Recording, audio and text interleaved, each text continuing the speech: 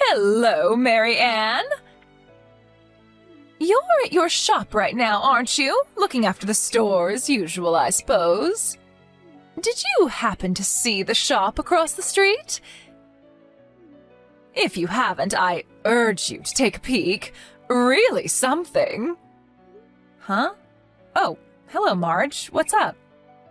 The store across the street? Are you talking about the kind of fancy-looking cafe? I heard it's supposed to open tomorrow. Looks kinda nice, I have to say. I wonder how much they spent on the whole place. Yeah, that's the one. Really impressive, huh? Yeah, it's nice. But what about it? That it's nice? I agree, it's nice. Don't be too surprised, Mary Ann, but... Surprise, surprise! That's my cafe! Our grand opening is tomorrow. Oh, really? I had no idea. But I thought, where'd you come up with all that money? Must have cost a fortune. Huh? Are you saying I couldn't afford it? You make me sound poor or something. That's sort of mean, isn't it? No, please don't take it that way. If I sounded like that, I'm really sorry. Maybe it came out kind of weird, huh? Sorry. It's just that whenever we would meet with the other women, you'd always go on and on about not having enough money. So it was just shock, that's all. But I see now that it was just complaining like we all do. But I guess you were secretly saving up, huh? You just took me off balance. You sure know how to surprise people. Keeping everyone in suspense and then boom. About the money? Oh, that's a secret. Let's say it's business and it's confidential. Yeah, right. No problem. I don't have to know that, right? Really? You seem a bit flustered. Is it because you now have competition? Getting a bit worried, maybe? Huh? No, not at all. But I suppose if a shop similar to mine opens across the street, there, of course, will be a bit of rivalry. No way to avoid that, I guess, huh?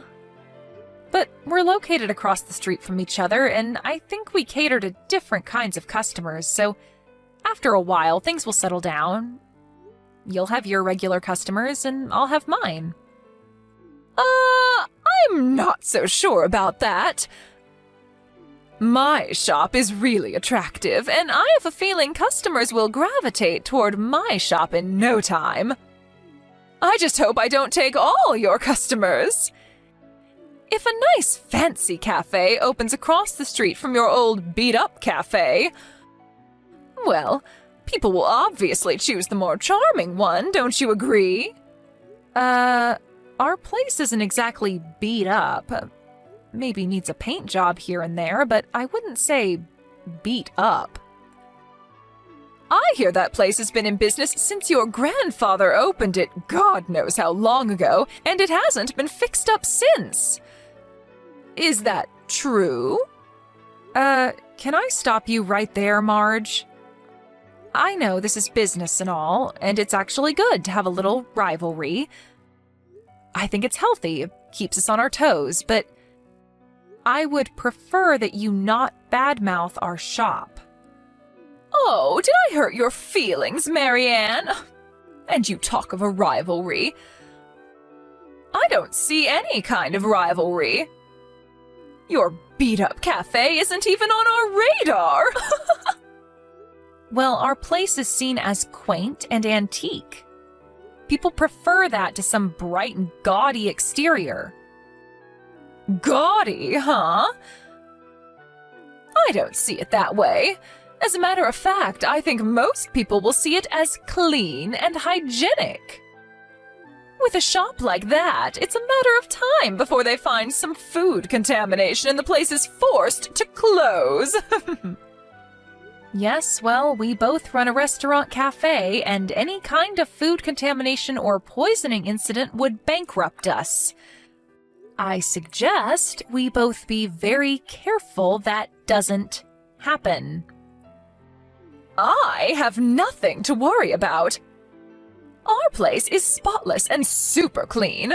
No need to worry about that. And please don't compare my place with your old dilapidated shack. And to be honest, the place is an eyesore. I can't understand why people go there. I should warn you in advance, our place is going to be extremely busy after it opens. You probably won't be getting many customers tomorrow. Why don't you take the opportunity to clean the place up? In fact, you really should have fixed that quaint shack up a long time ago, or you wouldn't have been in this predicament. I hope you don't resent me for putting up such a nice and beautiful cafe right across the street from you.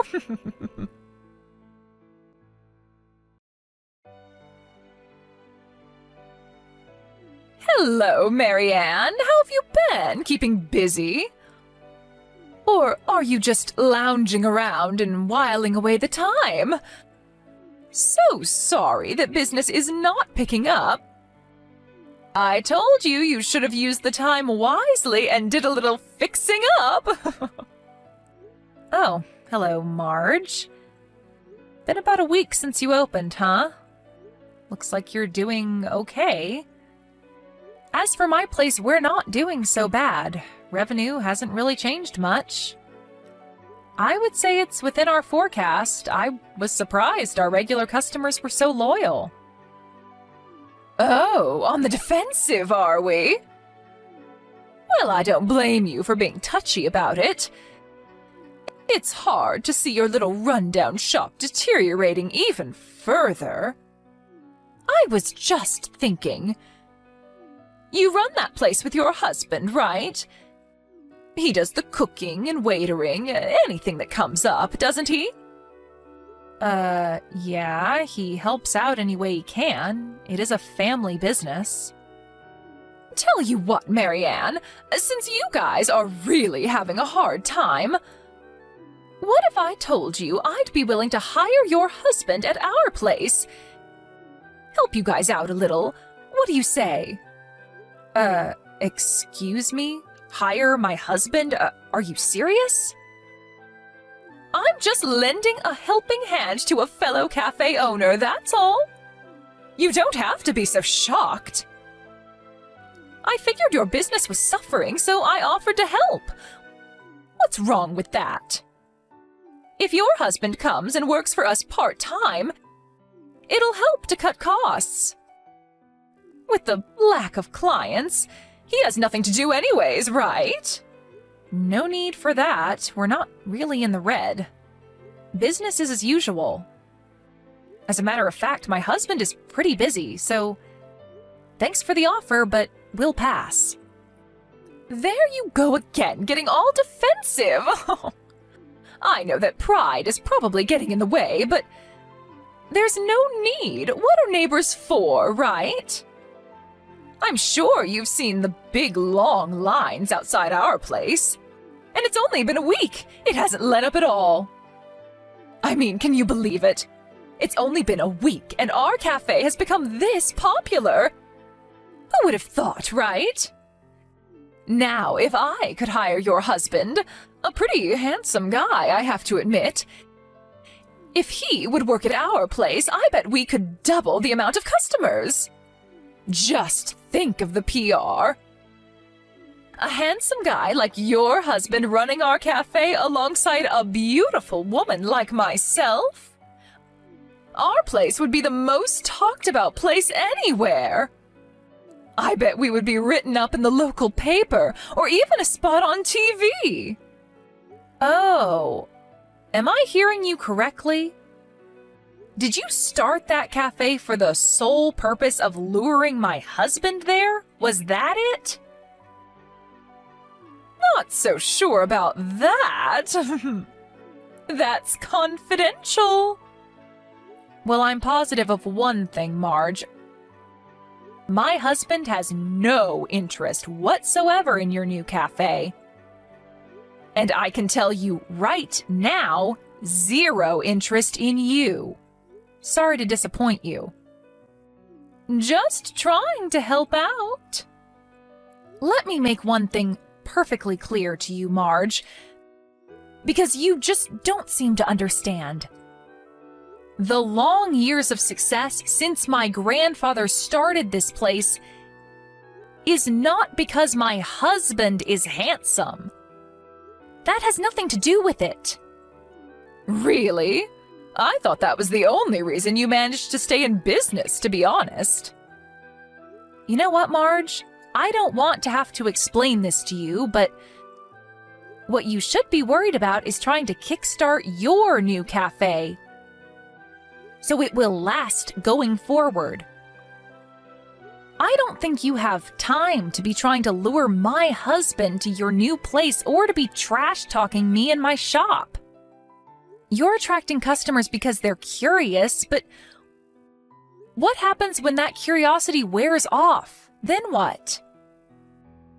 Thanks for the advice, Marianne, but your advice won't do much good. I mean, take a look at your place now.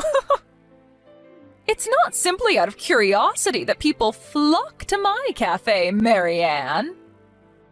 It was my business sense that did that. Look at the place. Look at all the people lined up outside. In less than a week, I was able to transform this place into one of the most popular cafes in town. There's no denying it. As an astute businesswoman, you should also know that people flock to newly opened businesses out of curiosity. The real test is only starting, Marge. Will customers be willing to come back a second time or a third? That's what matters. That's what keeps you in business for years to come. You know what? It's kinda annoying to be told that from someone whose cafe is empty. I don't see anyone waiting to get in. Like I said, we're doing okay. We've been in business for years. We've had good times and bad. We've retained a loyal customer base. Yes, whatever. Oh, and about my offer to hire your husband? That still stands, so when you decide, let me know as soon as possible. I'll pay him a reasonable hourly rate. Like I said, Marge, he has no intention of working there.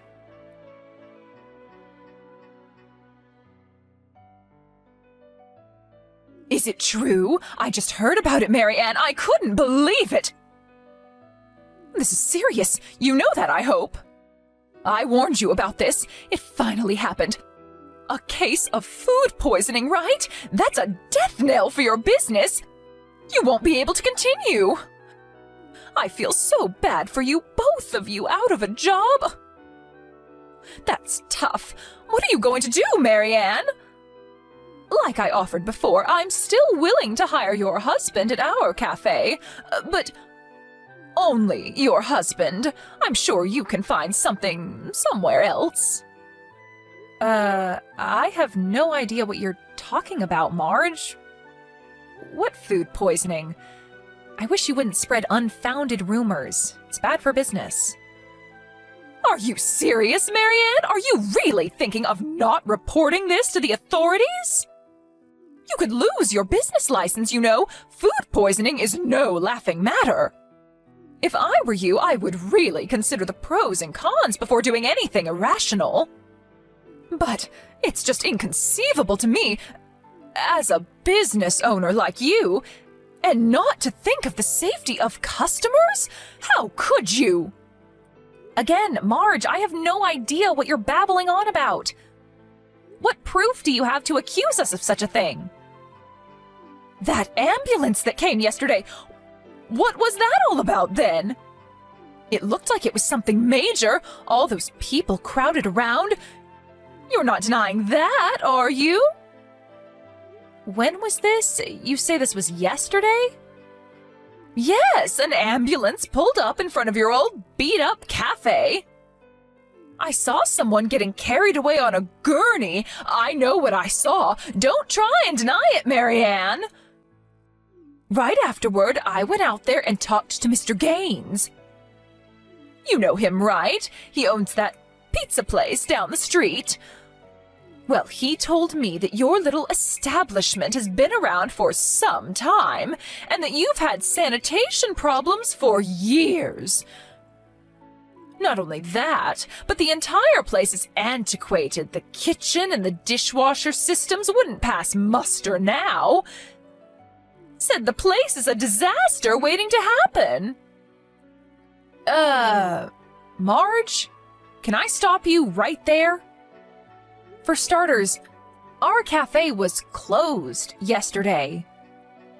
We've always taken Monday off and try to stay open on the weekends. I thought maybe you would know that. Closed?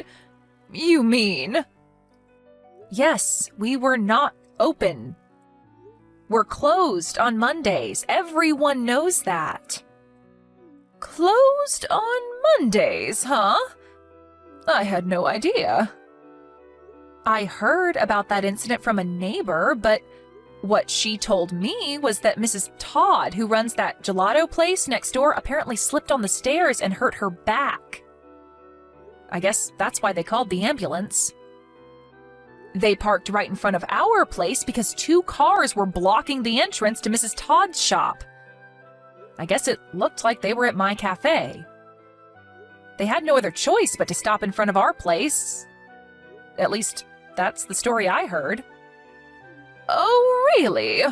There was such a big crowd out there, and Mr. Gaines, you know. You know what bothers me more, Marge? If you're running a business like a cafe, I would think you would know when other rival businesses are operating. If you want to run a business, you should know this. Are you sure you can manage to keep operating this way? Actually, I knew that. I've got it all on my calendar in the office. I've just been too busy lately, you know, with the long lines and all. And why did you spread rumors about our place having this food poisoning incident? If you had known we were not operating, you wouldn't have made that mistake. Yeah, well, it just looked that way, so... And why didn't you verify that it was really a case of food poisoning? It could have been any number of things. Maybe a kid tripped in front of our cafe, for example. To go and blab about someone getting sick in our cafe and spreading that false rumor around is, honestly speaking, totally irresponsible. And spreading rumors about food poisoning is a serious accusation, Marge. It could have ruined us. We may already have lost customers due to this. Do you realize the gravity of this? That was not my intention. I was only trying to. And another thing, those 2 cars that were parked in front of Mrs. Todd's place, turns out they were customers visiting your cafe. Mrs. Todd told me she had complained to you about using her parking space, but you completely ignored her. That's why the ambulance had to park in front of our place. Huh? Why do you even know about all this? Did you snoop around and ask questions? Unlike you, we have a tight-knit business community here, and we exchange information all the time. We help each other out when needed. Although Mr. Barnes has shunned any contact with us. He only started his shop a year or 2 ago. I guess he prefers to go it alone. A tight-knit business community? I've never heard of this. Why wasn't I invited? People have been in various businesses around here for generations. Like I said, a tight-knit community. A lot of information gets passed back and forth. The information I'm getting is that, although you spread these malicious rumors, nobody believes any of it. I doubt Mr. Barnes even believes it. Oh yeah, and about the owner of that gelato shop, Mrs. Todd? She's my husband's aunt. Huh? You guys are related then? Yes, like I said, it's a tight-knit community. I've got a bunch of relatives that own businesses around here. As a matter of fact, my brother runs that burger place on 5th Street. Huh? And I thought it was a great chance for me to do away with that old rundown cafe once and for all. But you know what, Marge? You should be grateful that it didn't go as planned. Huh? Why should I be grateful? Well, for one, I won't have to press charges against you for slander and spreading false rumors about this food poisoning incident. If those false rumors spread and customers avoided my cafe, well, I could have sued you. Huh? Well, it didn't do any harm. Nobody believed it anyway. Lucky for you. But if people had, you would have been prosecuted and ended up with a criminal record. A criminal record? What are you even talking about? That's right, Marge. You would have been legally deemed a lawbreaker. You were on the verge of breaking the law. So you should be grateful that it didn't progress any further. Come on, Mary Ann, you're blowing this all out of proportion. You're over-exaggerating this whole thing. I wish you wouldn't threaten me like that. I'm not threatening you, Marge, and for your information, this is not an over-exaggeration. There are similar cases just like this all over the country. Some people have even served sentences and paid enormous fines for exactly what you did. Getting back to what I was saying. The main reason for causing all this in the first place is it was simply out of frustration and payback for not being able to lure my husband away and have him work at your place. Isn't that right? This was all about retribution for not getting your way. That's not how I... Please, Marge, don't try denying it. I know all about it. My husband said you had been persistent in your effort to persuade him to come and work for you. Although I suspect there were ulterior motives, which I won't get into here. Anyway, my husband resisted, refusing your constant pestering of him. He finally sighed with relief when you finally eased up a little. I was only trying to help him. I don't know where you got the idea that we were in trouble financially. You probably thought that the only reason we were able to stay afloat was because my husband was good-looking and women, were flocking to our cafe just for that reason. But what other reason is there? That place is a dump. Why would people go there? I was only trying to help him and you out. Yeah, you're right. I did try and lure him to my place. I figured it would be a wise business decision. He would definitely bring in business. Any business-minded person would do it. Do you really think such a short-sighted strategy would last? Do you really believe that you would be able to continue to do business for over 60 years as we have? You're completely delusional if you think that's a sound business decision. Wait, excuse me? That place has been operating for more than 60 years? That's right, but getting back to what I was saying. Yeah, sure. I won't deny that my husband's good looks attracts female customers and even some guys, but our main selling point is our fantastic coffee. That's what people come to our cafe for. And they've been coming here for decades. You're saying you guys are coffee specialists? My husband was a regular customer back in the day. I was working part-time at the cafe to help out my dad. That's where we met and eventually got married. After that, he started working at the cafe, where my father taught him everything he knows about coffee and the technique and skill required to make the best coffee in the world. Well, at least the best around these parts. I think we've succeeded given the fact that people have been coming here for decades, and we have a solid customer base because of our dedication. Long story short, we've maintained our decades-long tradition handed down from my father, which continues to the present. Tradition, huh? Unlike your fancy cafe, which caters to the Instagram crowd, we don't target just young and fashionable people. I told you before that our customer base is completely different. We cater to totally different customers. Yeah, right. Different customers. Okay. What I'm trying to tell you, Marge, is that you should really start putting some thought into how you can make your place last. Rather than conjuring up some short-sighted scheme to attract customers, think long-term. Excuse me, what am I supposed to do? I can't just make up decades of so-called tradition in a day. Maybe you should start by correcting the obvious. Like the attitude and impoliteness of the part-timers working there, or that maybe you should reprimand them for talking too much, or perhaps you need to reevaluate the dishes being served. Perhaps the chocolate cookies are too small, or the cake slices are too thin. Is the cafe manager sitting back and lounging around too much? Which really degrades the look of the place and the overall impression it leaves. You said there were long lines outside, but that seems to be waning recently. You know what, Marge? What I just said may be the reason for the decline. Did you even contemplate that? Are you saying I don't know how to run my business? Well, I don't need your advice. I heard that you were asking some of the neighbors for money. Are you sure you can keep this up?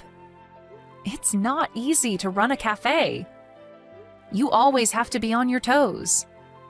Like I said, I don't need your advice. I have my way of doing business. Leave me alone.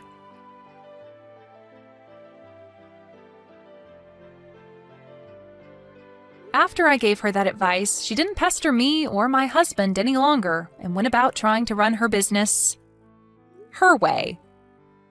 But it seems she was not only having trouble running her cafe, but her personal life was in the doldrums.